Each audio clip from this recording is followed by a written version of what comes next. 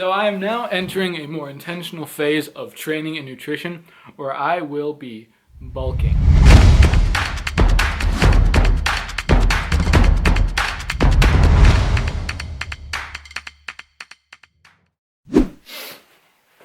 So in this bag is some like music recording stuff. I stopped doing it around a year ago, but I used to on my other YouTube channel, Faith Lifestyle Movement, do acoustic Christian song covers weekly. And I stopped doing it because the quality just wasn't good enough. And for a while I've been wanting to like improve the quality and keep doing it. And about a week or so back, I was on Amazon and I caved and I found some stuff. Didn't make like a huge investment, but got some stuff that was said to be slightly better quality. Didn't completely dive in, go all out, but nonetheless, have the stuff.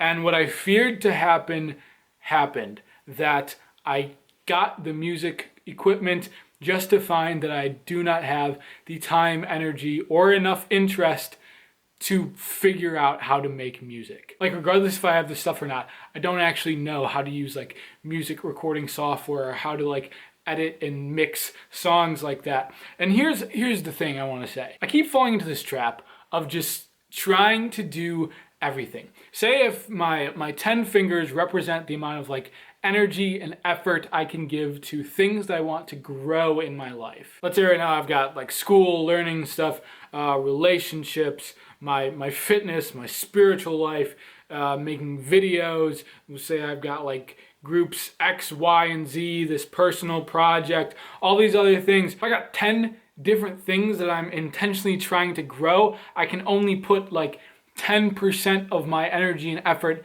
into each of those things. Where instead, if I cut out half of those things and I only have 5 things, I can put like 2 fingers into each of them and get 20% of my effort into each of those things. And the less things that I have that I'm trying to intentionally grow and intentionally put effort into, the more of my effort I can put into each thing. And we can say that generally how it works is the amount that you grow at something is pretty much relative to the amount of like time, energy, effort that you put into it. So the more I spread my effort into all these other different things, the less energy, effort, and then subsequent growth I get out of those things. So I need to stop falling into the trap of saying yes to everything, trying to spread out my energy, doing all of these different things. I think that you can become a more effective grower, effective person by instead of spreading your effort into more things, by putting more of your effort into less things and being intentional about growing like 1, 2, 3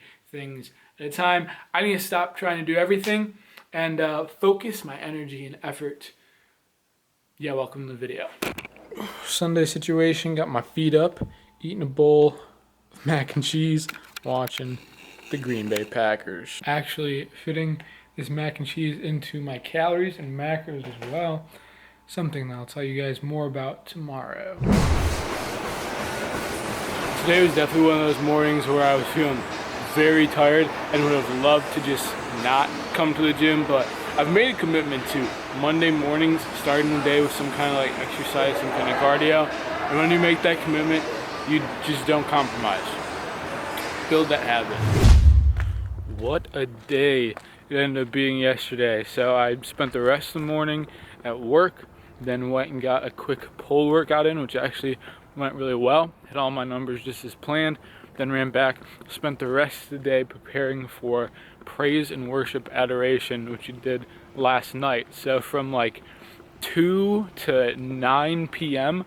I spent the rest of that day preparing, and then the event was 9 to 11. Finally got to bed by like midnight. Only enough break time to eat yesterday. Decided not to film anything else.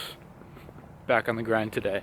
So I am now entering a more intentional phase of training and nutrition where I will be bulking. And really just what I mean by that is like I'm going to be in an intentional calorie surplus, not a huge one, like 500 calories at the most, but moving forward I want to be more intentional about tracking everything, my macros, my calories, getting healthy foods, a variety of foods, being able to really nourish myself to take my training more seriously, and then be a lot more intentional in the gym. So what I'm doing training wise, a push-pull leg split 6 days a week. So push-pull legs off. And on each of those days, focusing on one of the big three movements of squat, bench, or deadlift. So on my push days, I'm doing bench to start.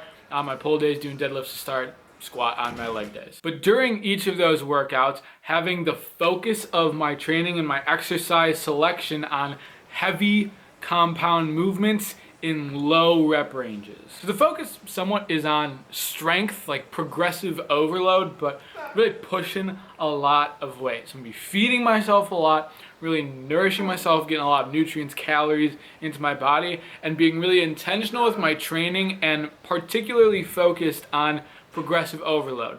Putting more weight on the bar, doing more reps, more sets, whatever, every single workout. And having specific exercises that I do each session that I can track that progressive overload on. So being very intentional with my training, getting back to being a little more dialed in than I have been as of late, which I think is just good for like my mental health, of course, for my physical health and growth and progress in the gym. And it also gives me something to kind of like track and for you to follow along in videos. So it's good content. Hopefully we can get that strength moving upwards and lift some heavy weights.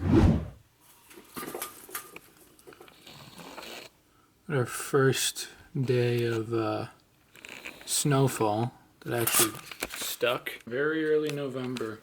I'm not a big winter guy. Welcome to Midwest. I haven't had hardly anything going on today, and I have let myself be bored almost. Like kind of just let myself sit around. Like I'm embracing kind of downtime, because sometimes you just have to let yourself get bored to be able to like have thinking time, to allow something to inspire you. That's what I've been doing today, because I feel like I need some kind of driving thing to do. I don't know.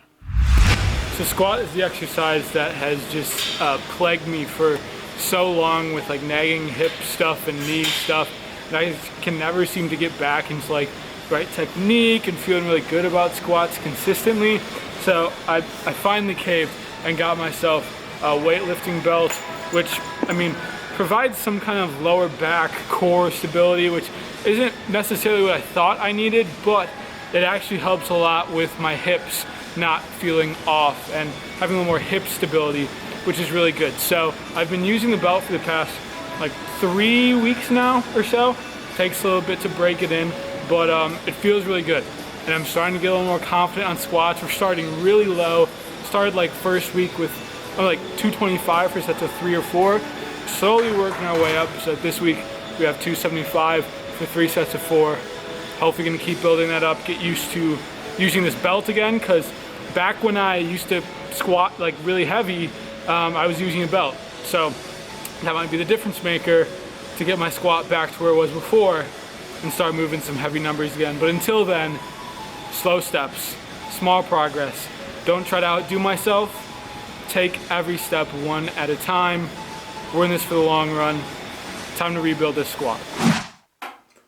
All right, so now that I've been in a consistent calorie surplus for like a week and a half now, I want to weigh myself, because I haven't done so yet.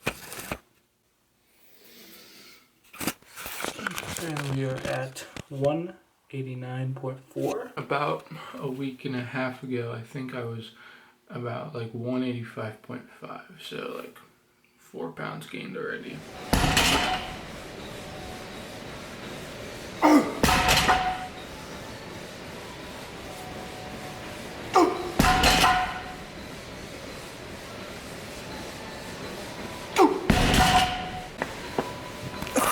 So, deadlift pull day. Second deadlift pull day of the week. Same thing like I just said for squats. The weight is relatively low, like I'm doing 425 for 3 sets of 4, compared to like my all-time max of 555. It's relatively low, but working that volume up, getting that strength up, consistent progressive overload will take those steady steps to make a difference over time. These are killing me, I'm not gonna lie. One more set.